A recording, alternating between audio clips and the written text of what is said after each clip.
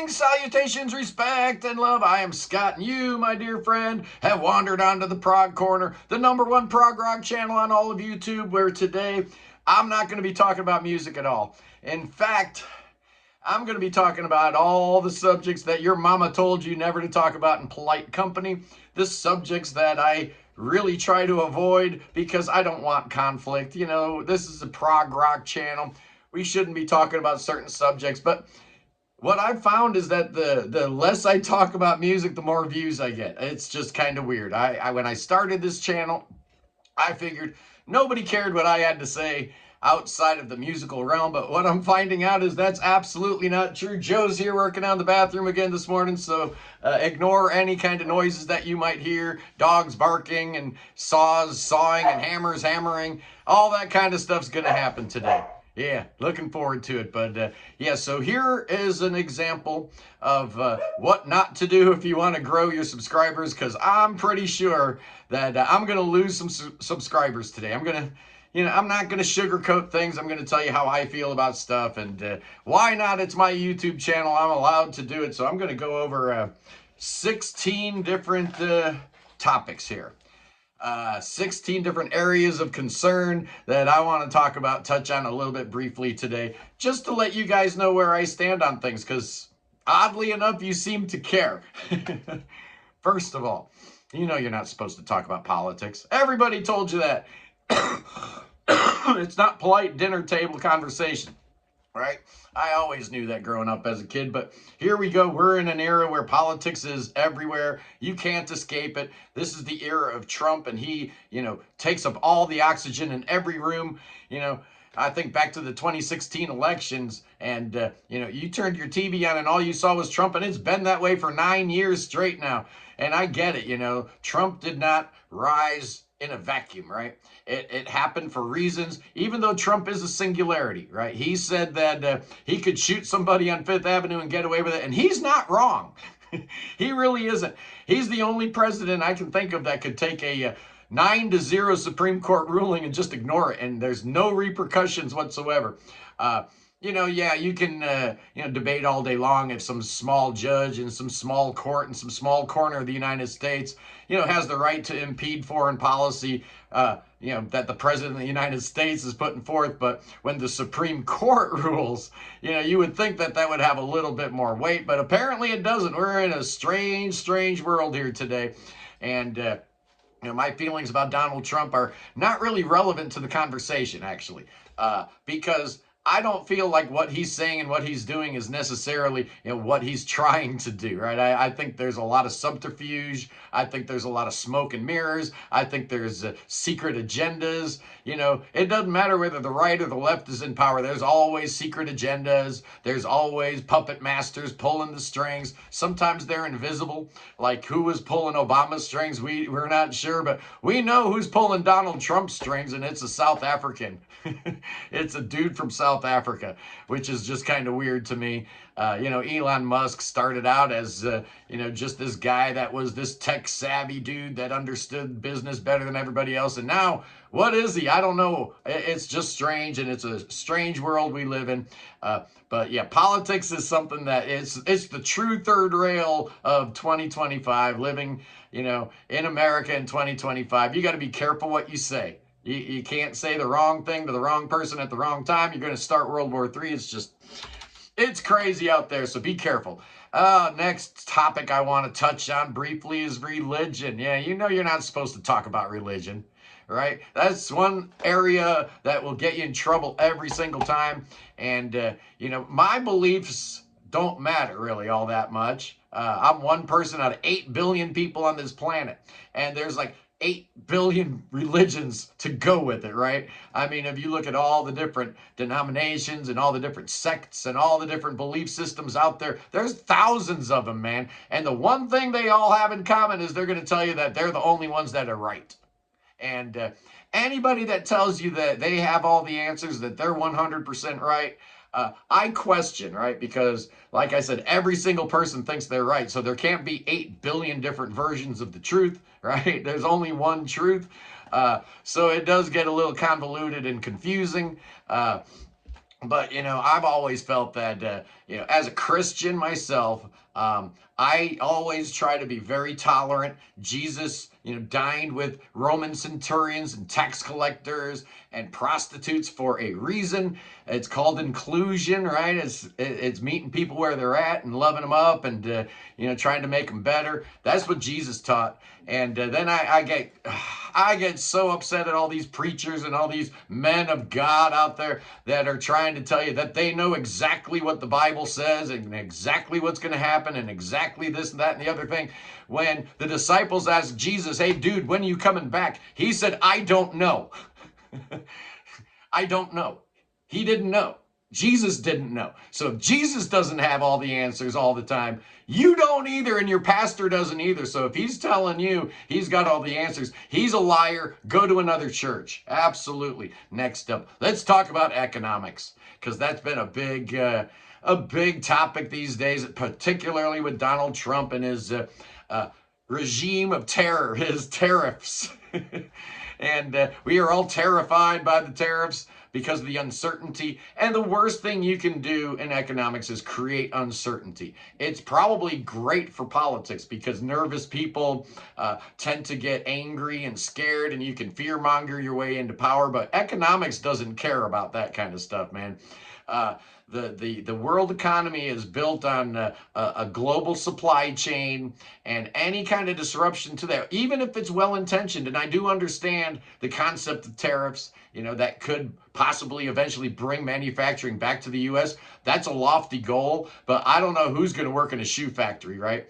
They did a poll recently where they polled Republicans about the tariffs and about the return of manufacturing, and 85% of them said absolutely, bring manufacturing back to the U.S., bring all those factory jobs back to the U.S. And then they asked those same Republicans, would you want to work in a factory? And it was like 5% said they would. So there's lofty ideals, and then there's living in the real world, and we have to live in the real world here. These are real world consequences we're talking about when you're playing games with tariffs.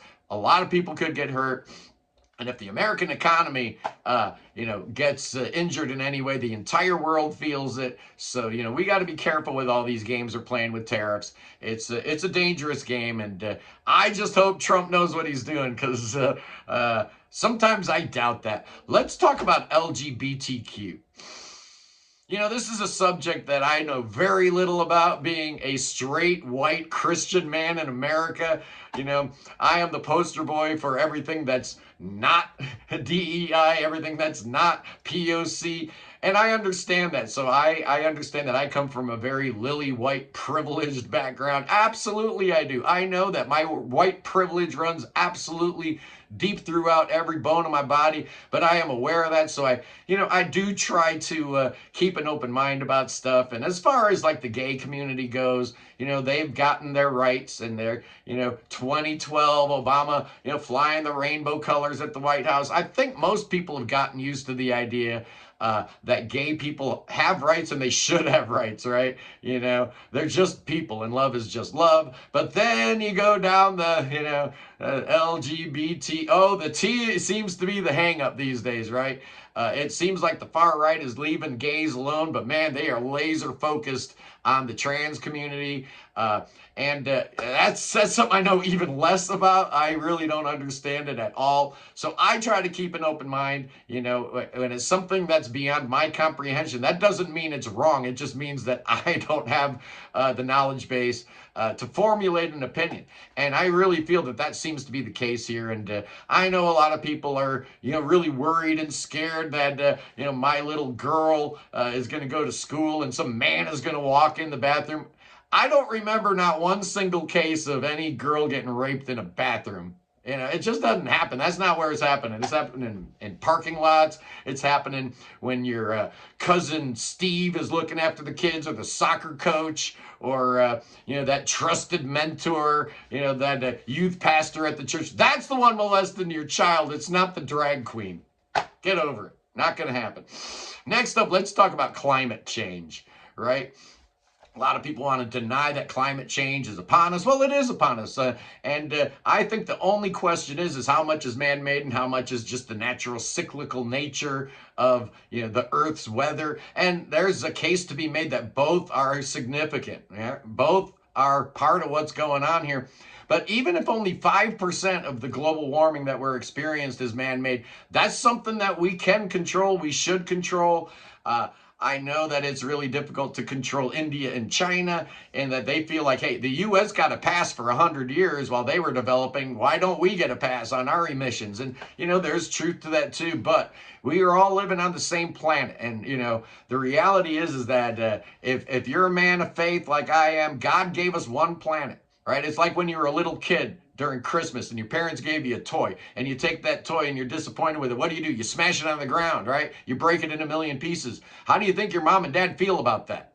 They probably felt pretty bad about that because they spent some time and money and energy. They went to the store, they bought it, they wrapped it, they put it under the tree, they did all that stuff, and then you just, like a petulant child, destroy it. And that's what human beings are doing with the planet Earth, because Earth is an absolute gift given to us by God, and we are just, we're spitting in God's face.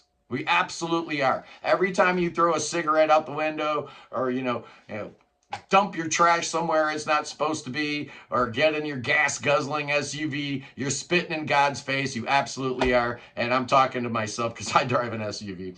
Oh yeah, but climate change is real. We just need to get a better handle on what to do to go forward as a species, because it is important. We do live here. We live on this planet, not another one. Okay, next up. Oh, here's a juicy one for you guys. How about BLM? Race relations in general in the United States is where my reference point obviously is. And after the George Floyd murders, it was all wrapped up with the 2020 election, and things got really heated and upset. And then you saw the backlash, right, with the Blue Lives Matter, stuff like that. I understand a lot of white folks saying, hey, Black Lives Matter, all lives matter. Right? That's the refrain. That's the response you get. All lives matter. Well, you got a fire department, and the fire department doesn't go to every house. It only goes to the house that's on fire. Come on, man. Yeah, all houses are important, but the fire department goes to the house that's on fire. And if you can deny that people of color have had a rough time in this country over the years, then you're living under a rock. It's an actual fact. And the fact that Obama got elected in 2008 didn't really change all that much. In fact, it maybe brought some feelings up to the surface that were dormant for a while. And you could argue that the rise of Donald Trump was a direct response to that. I think it's probably true, man, because all of a sudden people are saying stuff that they were afraid to say. They're saying stuff that they only thought before. And, in the short term, this is very damaging and hurtful. But long term, it might actually really help the conversation and help move us forward, because clearly we got some things we still need to work out in this country with respect to race relations. Next up, let's talk about Ukraine and the Russia, that evil Russian empire of Vladimir Putin. I don't understand all the love for Putin in Russia. I really don't, man. When I grew up, Republicans hated Russia. They were our enemy, our sworn enemy. And now there's this love fest between Republicans and Vladimir Putin and all things Russian. Really, really weird. I don't understand it. It's just not helpful, man. I get it that Ukraine used to be a part of Russia.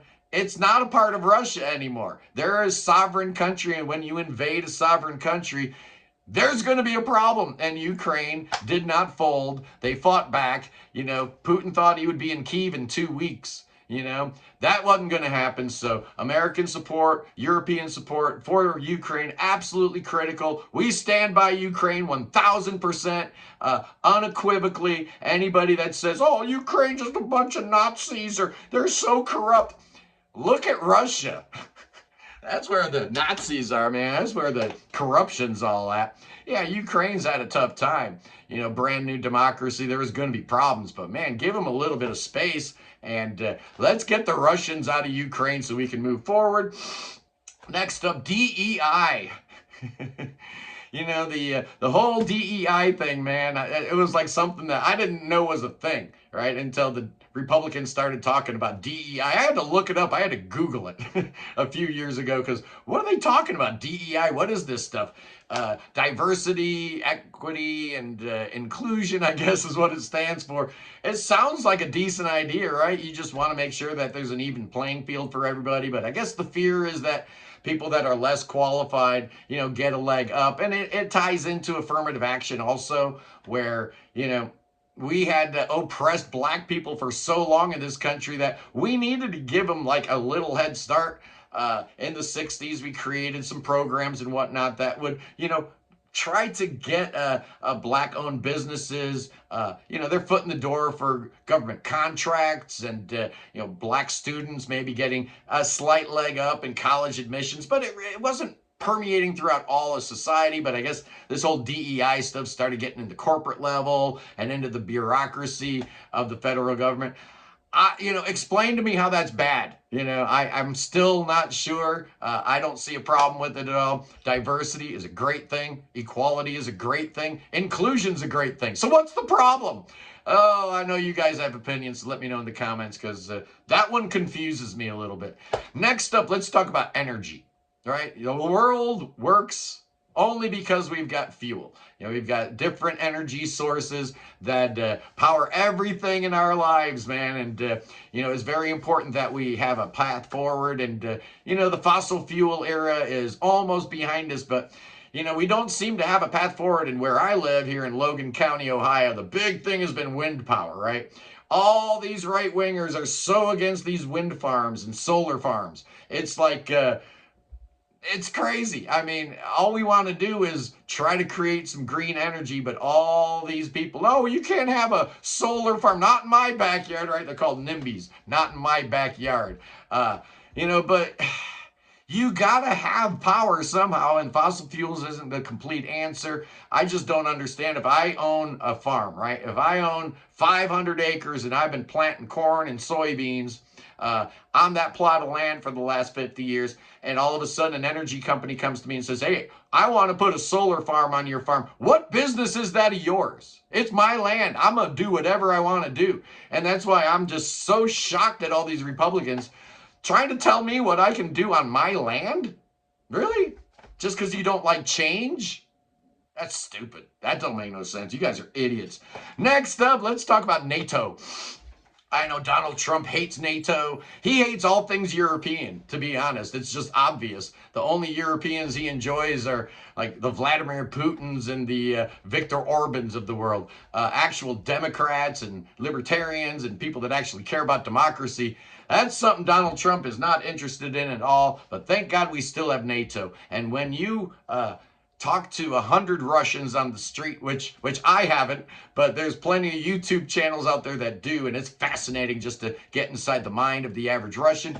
The thing that terrifies them more than anything else in this world is NATO. So NATO needs to stay. It needs to be strengthened. I know our European allies haven't been, paying their fair share for a while. But, the invasion of Ukraine has changed their thinking a little bit. NATO is absolutely critical to the defense of the free world. I don't even want to hear anybody talking about NATO going away, because if NATO goes away, man, you might as well just start learning Russian, because that's what your future is going to be. Next up, let's talk about healthcare, man. 1/7 of the U.S. economy is healthcare, so that's something like $2 trillion being generated in the healthcare sphere.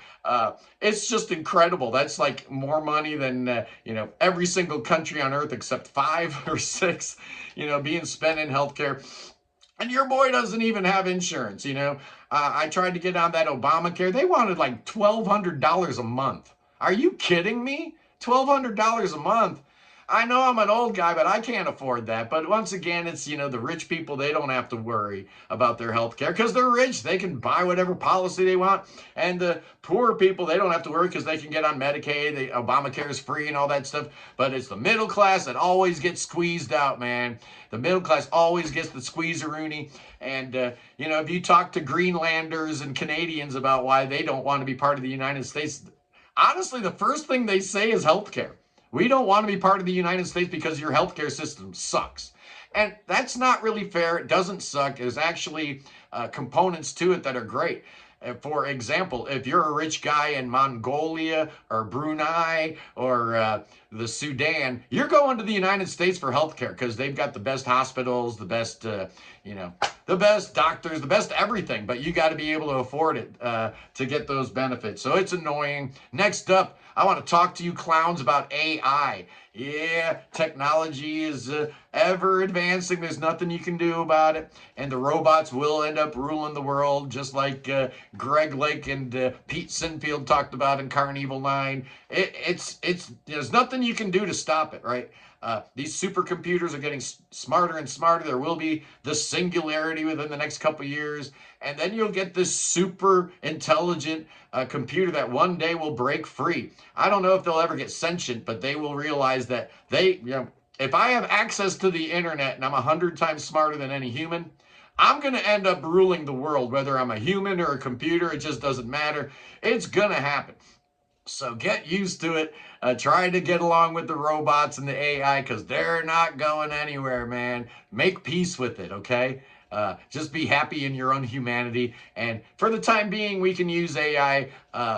Going forward, they're going to be using us. So get used to that. Next up, let's talk about social media, man. Social media has changed the world in so many subtle and weird ways. I love social media. I think it is a platform for a lot of good, but it also is an opportunity for, some bad actors to come in and, do what they do. The bot farms in St. Petersburg, Russia, 100,000 people working overtime, posting comments on X and Facebook to try to confuse you, to try to make you think that, Americans are at each other's throats and fighting each other and making it sound way worse than it really is. Don't listen to the Russian bots, man.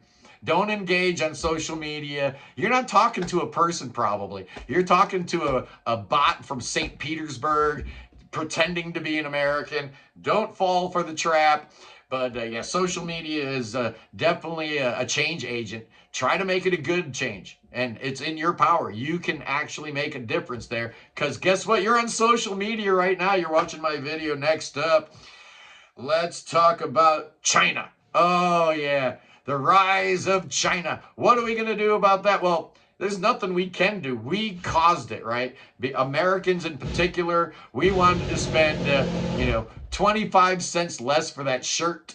So we opted to go with the Chinese manufactured products because they could make them a little bit cheaper. So they flooded our stores. And in the meantime, what that did was we single-handedly raised the standard of living in China to the point that it was the greatest migration of people from poverty into the middle class in the history of the human race. Also the greatest migration of people physically from the countryside to the cities.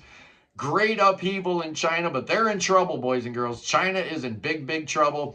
Their demographics look really, really bad. In fact, we're going to talk about that here next. Because the future is demographics. And when they had a whole slew of young workers working in those factories, they could keep wages down. Well, that's not happening anymore. The one-child policy ruined China, even though they reversed it. As countries get richer, people in those countries stop having babies. So they reverse the one-child policy, but people still aren't having babies in China. And it's not like the United States. You can't wake up one morning and say, you know what? I think I'm going to move to China and become a Chinese man. It doesn't work that way. But you know what? If you're living, in Haiti or in Colombia or, somewhere in Montenegro, you could wake up one morning and say, you know what? I'm going to become an American. And you can do it. You can move to America. You can become an American. That's why America's the greatest country on earth, boys and girls. Next up, well, let's see here. We talked about China, so let's talk about demographics because that ties right into China's biggest problem. Also a huge problem for countries like Japan and Russia, where their populations are actually decreasing. Nobody's having babies. So that's, we talk about demographics in the United States. It is destiny, right? We need young people. Right? We need young people to pay into the systems, right? The social security systems and all that kind of stuff. We need to have between 6 and 8 workers for every retiree, and that number is getting smaller and smaller. That's no good. The only way forward is for people, the 2 ways forward, right? Either you have more babies or you bring in immigrants that have more babies. And Americans don't have babies. You know, white Americans, black Americans do not have babies. The birth rate has gone way, way down for both black and white Americans, American women. But, you know, Hispanic women, Asian women, that birth rate's a little higher. And within the first generation immigrant class, it's extremely high. So, yeah, we need qualified people. We need legal immigration. We need immigration reform really, really bad. And neither the Republicans nor the Democrats want to touch it because it's absolutely a political third rail. I get it. But we need it, man. We need to have them come in so that we keep all our systems solvent, so that we keep America young, right? You don't want an aging society. That's no good for anybody. You need a nice young society with lots of workers paying into the systems, paying taxes and all that kind of stuff. Finally, we're going to talk about immigration. We have to talk about immigration. It dovetails right into the demographics we were talking about. And it's not just in America, but as the world gets more globally connected, but yet we still have regional conflicts going on everywhere from the Middle East. You know, you got the Houthis going crazy in Yemen. You got, the war in Sudan. You got all kinds of stuff that you never hear about in the news here in America. So there will be more and more immigration throughout the Western world. And, what we saw with the Syrian refugee crisis in the Mediterranean is that we clearly don't have a plan. The Europeans don't have a plan. America doesn't have a plan. But we need to, right? The idea that we live in a country, us Americans, that a lot of the world wants to come to, that's a good thing, man. That's not a bad thing, right? A lot of people are like, oh, it's terrible. They don't want to come here. That's an amazing thing that you live in a country that the whole world wants to come to. So, get over the idea that, the wall is going to keep everybody. America was built on immigrants. I'm an immigrant. You're an immigrant. Unless you're an indigenous American, with 100%, Cherokee blood running through your veins, you're an immigrant, man. You are. So get over it. Maybe you're third generation, fourth generation, but you're still an immigrant. We're a nation of immigrants. So, let's be a little more kind to the asylum seekers, to the refugees, to the immigrants. They're all here trying to create a better life for themselves and their families. And that's what America's all about. So I got a couple predictions. Laid it all out there.